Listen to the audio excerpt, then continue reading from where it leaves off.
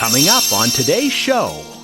But then there usually are some things that they struggle to let go of. And there are a couple of different reasons why they are probably struggling. And, some of them still have the stuff in boxes and they go, I really need to, get rid of it, but what would mom think? So that was a kind, generous gift maybe someone gave them for their wedding and they've been collecting over the years. Now they're not entertaining anymore. They're ready to let go of it, but they can't find a place to give it to. How do we get rid of stuff? We'll find out today on Keeping You Organized.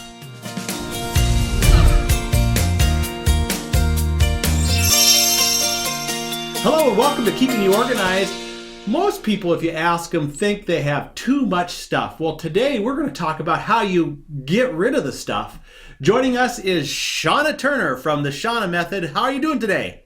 I'm doing real well. Thanks for having me. Nice to be here. Awesome. Well, most people, wouldn't you agree, kind of want to get rid of stuff, but the hard part is actually doing it. I think there's something going on in their mind, don't you think?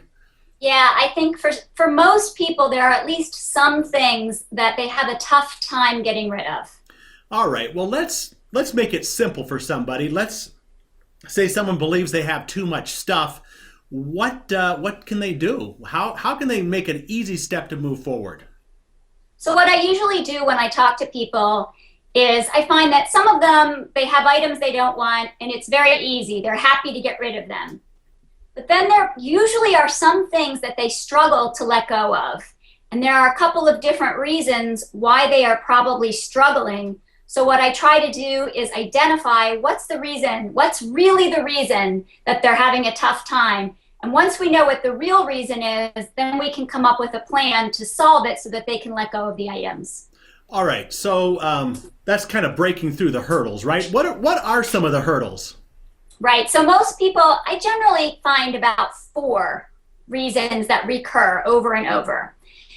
The first one is people feel perhaps a little guilty to let go of something. They feel a little sentimental attachment. Maybe it was a gift from someone, and they are afraid to, if they get rid of it, then they are going to maybe upset someone who gave it to them.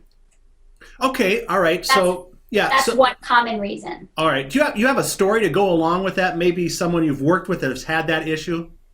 I would say that almost all of my clients at one point or another, we run across something where they're having a tough time with a gift, frequently from a deceased family member. So, and what I find is that maybe these items are being kept in a drawer or a closet or under a bed because they don't really like them. They're just a little afraid to get rid of them, as if it will somehow dishonor the person who gave it to them. I had one woman who had a piece of artwork that she absolutely detested, and it actually creeped her out a little bit. But she said, I can't get rid of it. My grandmother gave it to me. And I said, look, your grandmother would not be happy to know that every time you look at this piece of artwork, you feel creeped out. That was not her intention. She would be sad to think that it's creating a negative emotion in you. It would be better to get rid of the item and have positive thoughts about your grandmother. So I try to talk through that with people sometimes so that they keep the things they love, not the things they feel they're supposed to keep. That kind of reminds me, I was recently at a family wedding and both of my parents are deceased, and we were talking about the stuff that we got, and we're talking about 6 or 7 years ago when we got the stuff. And some of them still have the stuff in boxes and they go, I really need to get rid of it, but what would mom think if she knew I was getting rid of this? Like, well, don't think that way, right? Right. That's the answer. Don't think that way. Let's think about it to what the items actually mean to you today in this place. Right. Right. Do you find that some of those things that people hold on to really aren't that valuable, maybe in a dollar sense, they're more sentimental? That's such a good point that you bring up. So sometimes I will help people who are clearing out their homes. Let's say they're going to downsize. And they have items that I know were expensive at the time they acquired them, or perhaps they were expensive gifts. A classic example would be sets of china. So that was a kind, generous gift. Maybe someone gave them for their wedding and they've been collecting over the years. Now they're not entertaining anymore. They're ready to let go of it. but they can't find a place to give it to. And in their mind, this item has tremendous value. So they think, well, I'd like to sell it, but there's no market for it. So this is a problem we sometimes encounter, especially with older pieces, perhaps some old dark furniture, old sets of china, sets of silver.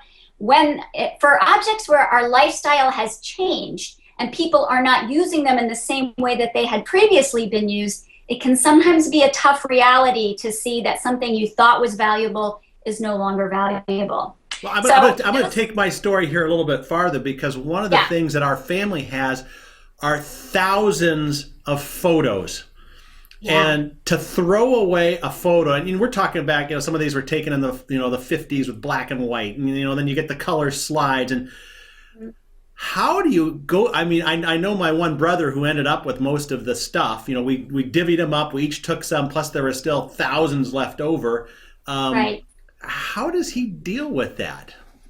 Yeah, that's a real issue that we kind of emerged in, is already passing by, because now most photos are digitized. But there was this sort of period in time where a good camera became affordable, so we had a lot of photos, but they were all prints. Mm-hmm. So we inherit these boxes of photos, and I would be with some other photo organizers, and we suggest a method called the ABCs when you get a box of photos. So the A, you sort through your photos, and the idea here is to go quickly, just look at them quickly and make an instant decision.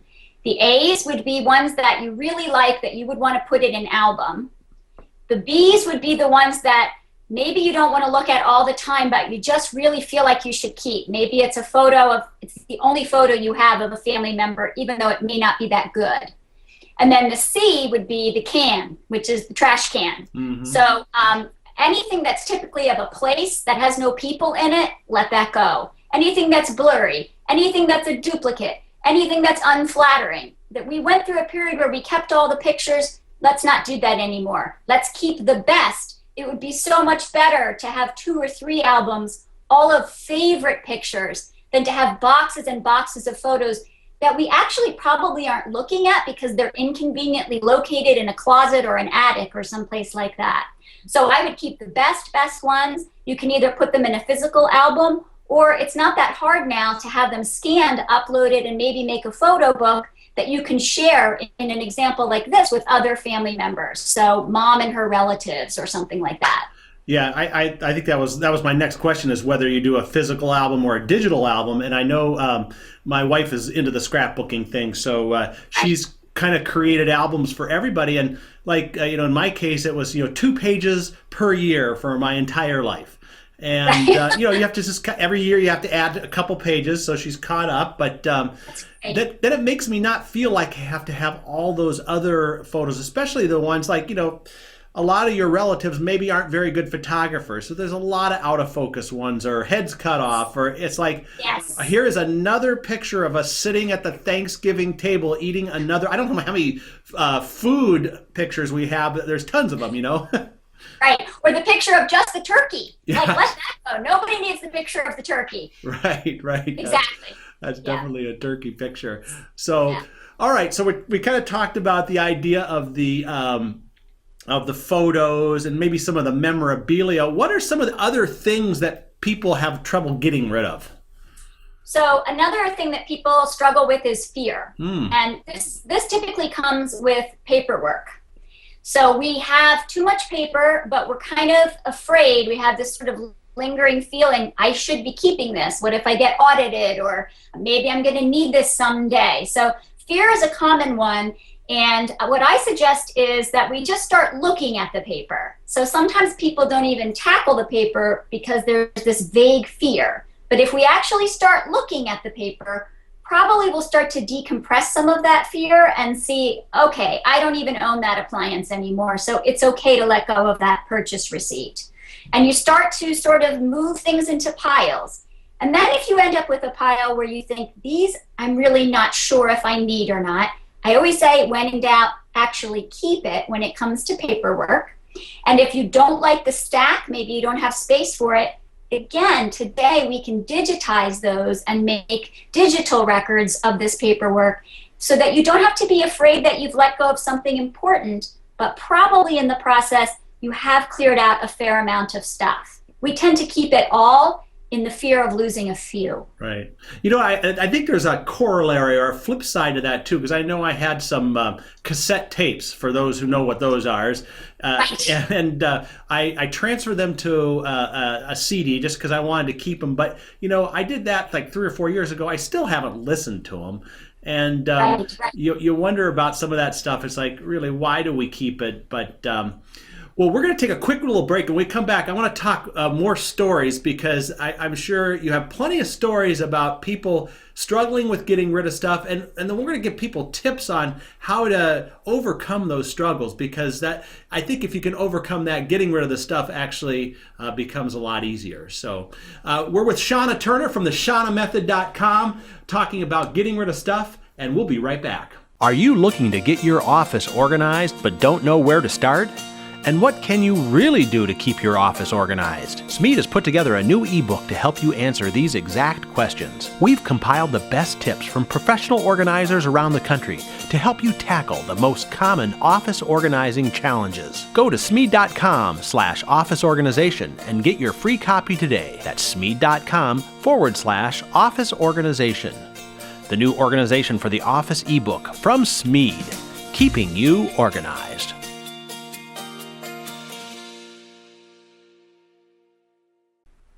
We're back now on Keeping You Organized, talking about getting rid of stuff, the thing that everybody wants to do, but most people have trouble facing the facts and actually getting it done. So we're joined by Shana Turner from the Shawna Method, and we're talking about some of the psychological factors, and let's put some stories behind this and talk about some of the clients you've worked with and how you've helped them overcome, you know, some of those things. We talked about fear and just wanting to hold on to things. What are some of the success tips based in stories of clients you've worked with? What I find to be most exciting about this career is that frequently, if we can just put our finger on what is the hurdle, what is the problem, we can just solve one problem, it tends to sort of open the gate, and then the whole process unfolds easily.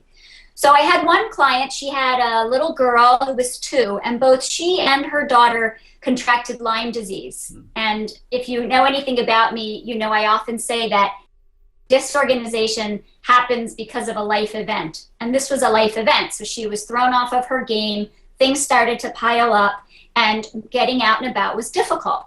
So by the time I was called in, her garage was just packed full of stuff. So I said, let's start in the garage. I like to start in the garage, clear out some space, and then if we move into the rest of the house, we'll have a place we can clear to.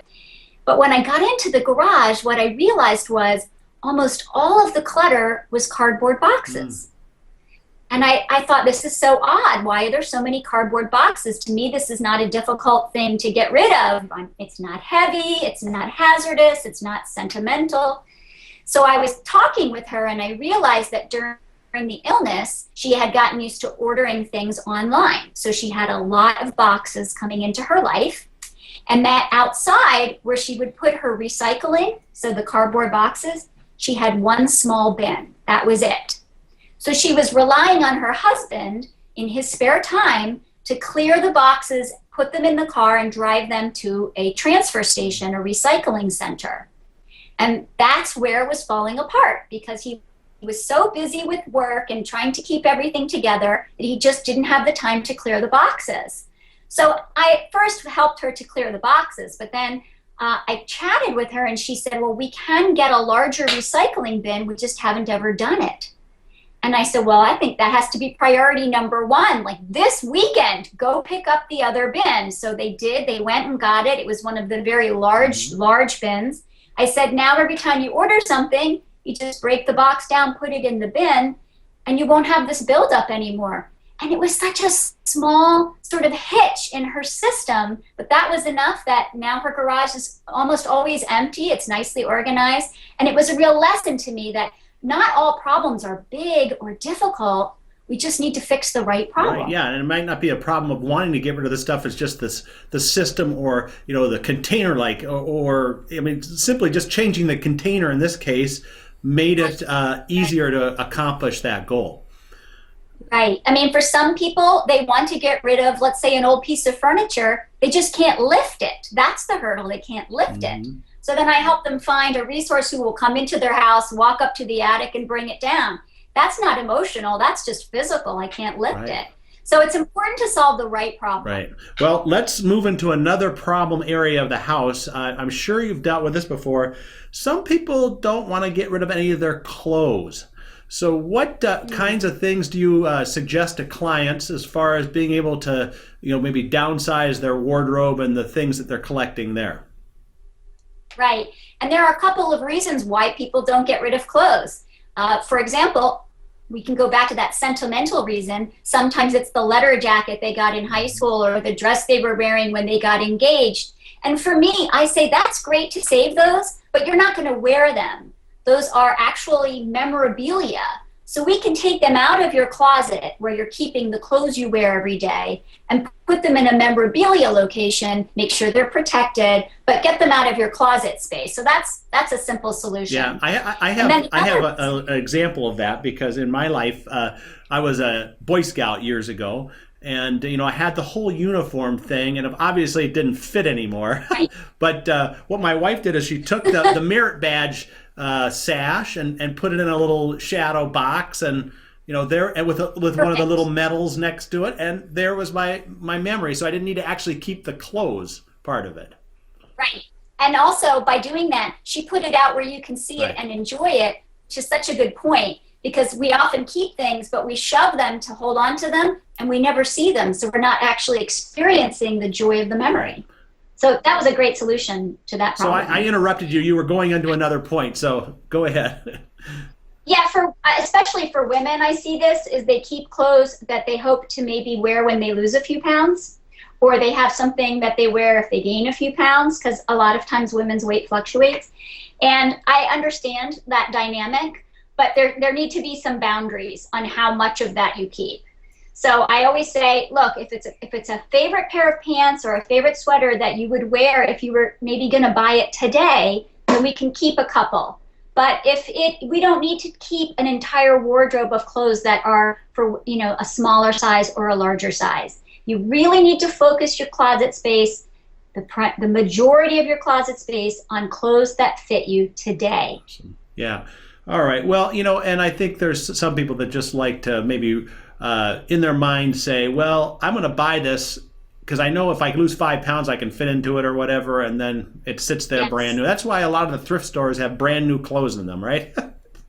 Yes. Well, actually, that's an excellent point you're making, too, because one of the ways that I can sort of alleviate a little of the guilt, because sometimes people will say, well, I bought that. I paid a lot of money for that. Even though it doesn't fit me, I can't let it go. There are people out there who are desperate for clothes. So we can find resources who would be so thrilled to take your clothes, even if they're not brand new, but as long as they're in decent shape.